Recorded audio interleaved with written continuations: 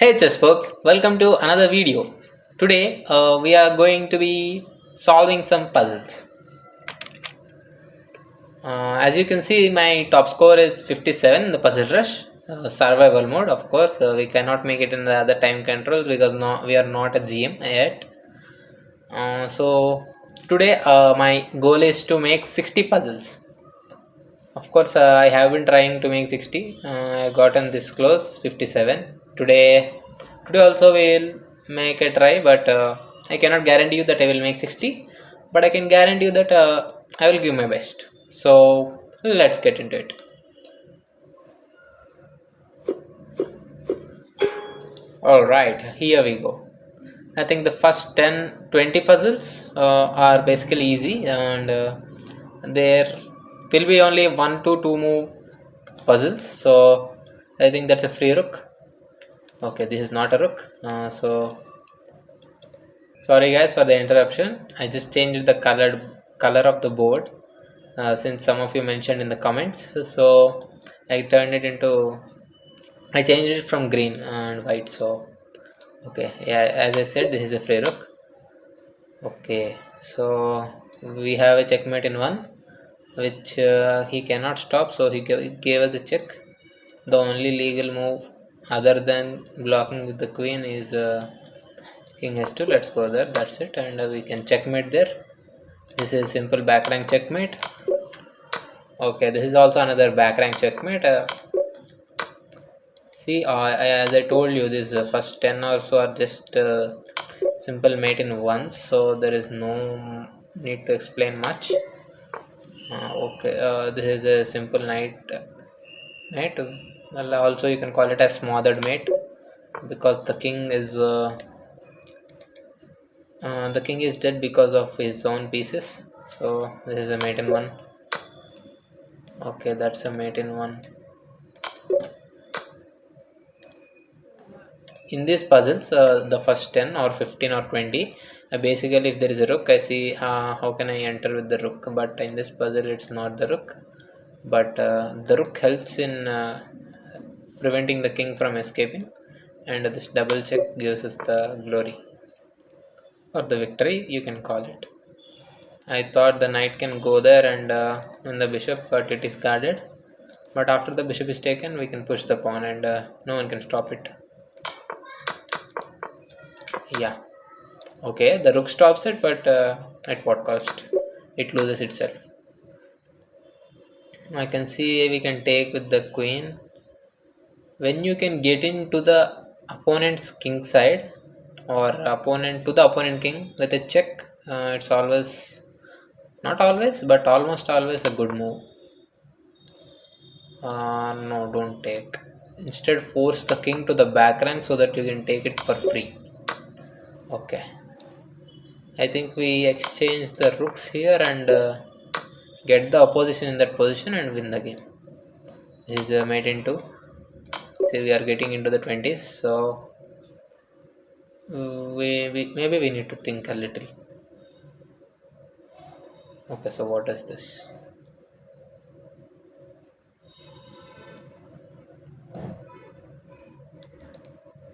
This is not a free knight. Okay, the knight is pinned to the queen.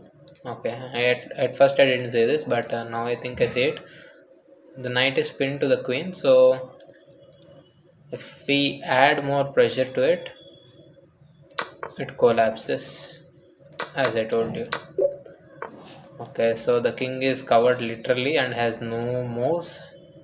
There should be some simple checkmate or a, wait a second. This is a free rook, not a free rook, but you can take it with the bishop. Is there any chance to take advantage of the weak king? Don't have this check. I don't have this check. Okay, well that's a free rook. What am I thinking? We can capture the other rook with the queen again. My bad. If I take, he will take. If I take, he will take. What if I take this first? Hmm, doesn't make any sense. Or does it? No. Okay, it makes sense because how many guards is here? One, two. How many attackers do we have? 1, 2, 3. So we can capture it with this. That's it. Whenever you have to do capture calculation, you can do this, counting the number of attackers and the number of defenders. Here I see the check, which he cannot block because he loses, because we have the other rook. The king, I think, has to go to the back rank, and we can give this another check and win the rook. And after he goes there, we can win another rook. That feels like it is winning. Okay, it's winning. I see this check immediately. Bro has only one move. After that, I see this check. After which he has two moves. He can go to A3 or A6, A5. At A5 we have B5 mate, and at A3 we have A4 mate. Okay, that's a mate in 1, 2, 3. Okay, so now we got into the 20 days. I think we can simply win the rook. It's a rook fork. I see the king is cut off here. The king is not cut off here. You can get the king out from the h3 square. If he goes to h4, we can get him out of there and get into g5. And with the pawn, we can check him. The knight covers this square, and no one covers this square, so only move is to this. Only move is to go to f4, and then the knight comes back and forces the rook. Okay, fine. So start with knight check. As expected, free rook. Okay, this doesn't win us the game because the queen is there, but the king doesn't have any check. So check without giving an escape square is a checkmate, which is a knight has to mate. This, I thought this was a checkmate, but no. Okay, this pawn is helping helping to get this king checkmated.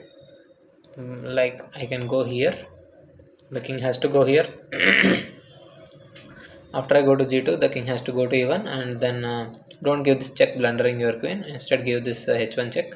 So either he has to block, and which results in the same position again. The king has only move d2, and then with the bishop help, we can go to d1 and checkmate him because of the help of this pawn. So check, check, checkmate. After instantly I see this check which feels wrong somehow. I don't know why, but the queen is near our king. Oh, it's a mate in 1. So maybe this check works so that we can take later. Let's see. Knight f4 check. What options does he have? This is not there. That is not there. 1, 2, 3 and 4.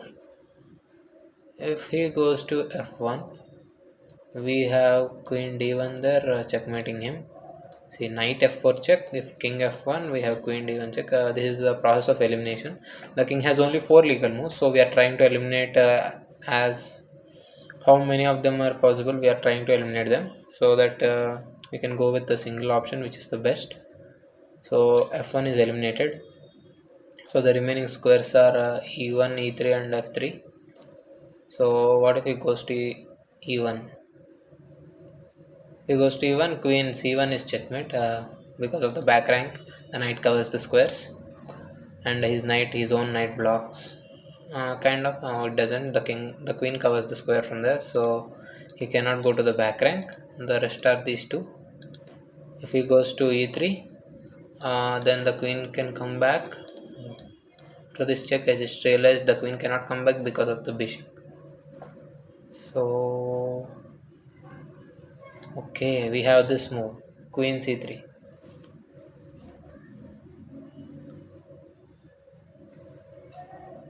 And the bishop has to block, and then we take the bishop.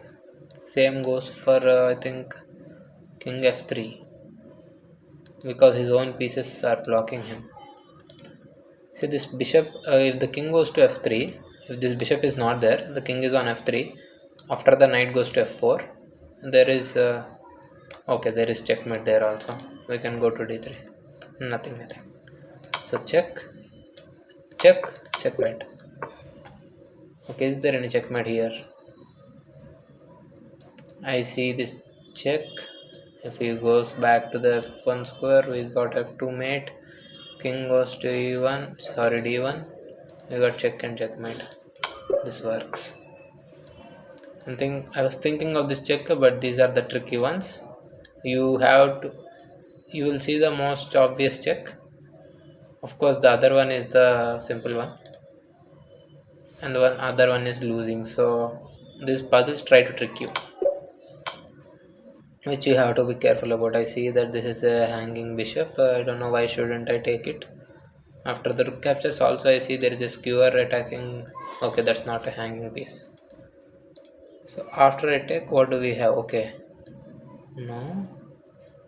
Okay, after we take the rook captures it back, and I think we have to form the battery, classic battery, attacking the rook and checkmate, threatening the checkmate. So the rook will go back, and then I think since this piece is pinned, see, a piece can not only pinned to another piece, but it also can be pinned to a square.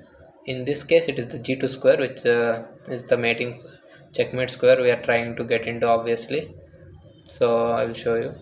After we capture, we threaten a checkmate. Okay, he doesn't go for rook e4 stopping. In that case, we would have gone f4, sorry, f5, and we would have simply won the rook because he has no move there. We here also we won the rook. I think this is just another. No, this is not so simple, or it is. Okay, so we were pinning the rook to his queen. See how many pieces we have. A queen. Sorry, they have a queen. They have two rooks and they have three pieces. We have a queen. We have a rook and we have three pieces. So we are down a rook.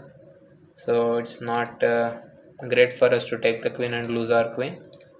So I think we should get out of the threat with the rook with the checks like this, and then grab the queen. Okay, I think you got it. He just protected his rook in a weird way. I think we should attack the knight, which doesn't seem to be great. So let's look.